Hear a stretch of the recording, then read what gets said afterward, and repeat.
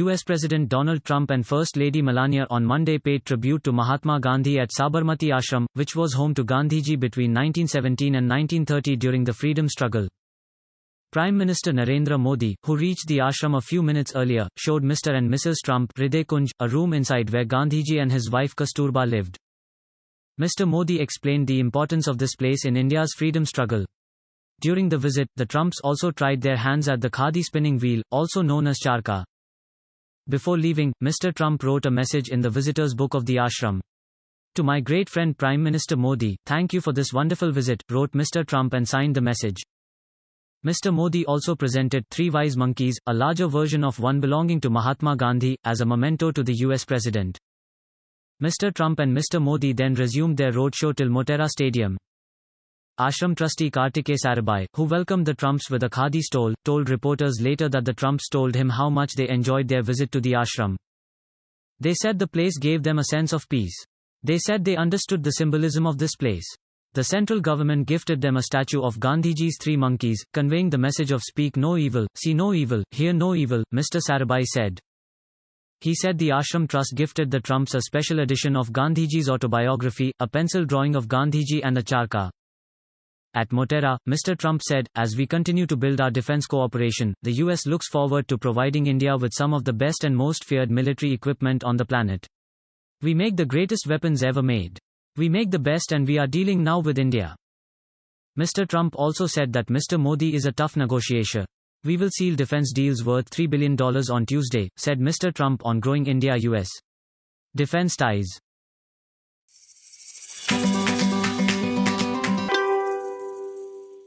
The Uttar Pradesh Sunni Central Waqf Board on Monday decided to accept the 5 acres of land allotted to it for the construction of a mosque near Ayodhya. The board, at a meeting, decided to constitute a trust to maintain the land. The state government allotted a 5-acre land at Dhanipur village in Ayodhya's Sohawal area, situated on the Ayodhya-Lucknow highway, about 20 kilometers from the district headquarters. Earlier this month, the allotment letter was handed over to the Waqf Board. Also read, all you need to know about the Ayodhya verdict.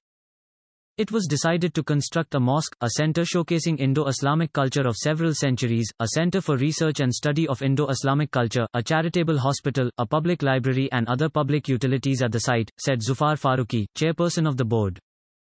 The size of the mosque and the area it would occupy is yet to be decided.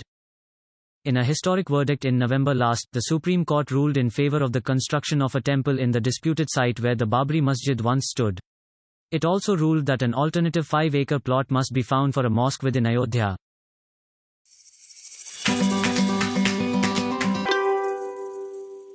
Situation continued to remain volatile in northeast Delhi, with fresh cases of stone pelting reported from near the Babarpur Maujpur metro station on Monday. Several rounds of stone pelting between pro- and Anti-Citizenship Amendment Act (CAA) protesters took place. Head Constable Ratan Lal, who suffered injuries during stone pelting, has died, a police official told The Hindu.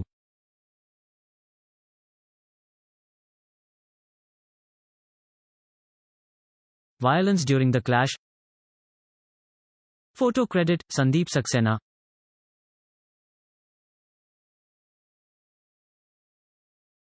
After the anti-CAA protesters set their cars on fire, the pro-CAA group retaliated by setting shops and a house on fire. Around 4 cars were damaged and as many shops were targeted.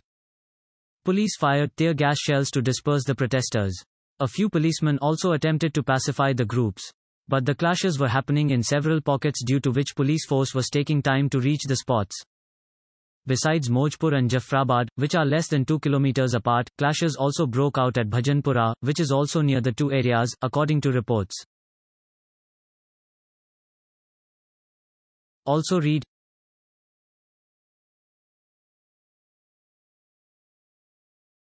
pro- and anti-CAA groups clash in Delhi.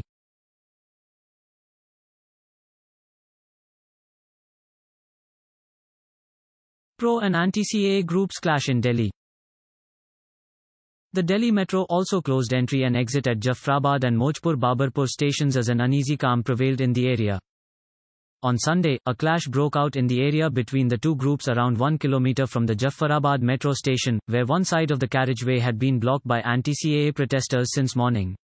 After slogan shouting from both sides, the group started pelting stones at each other, leading to chaos in the area.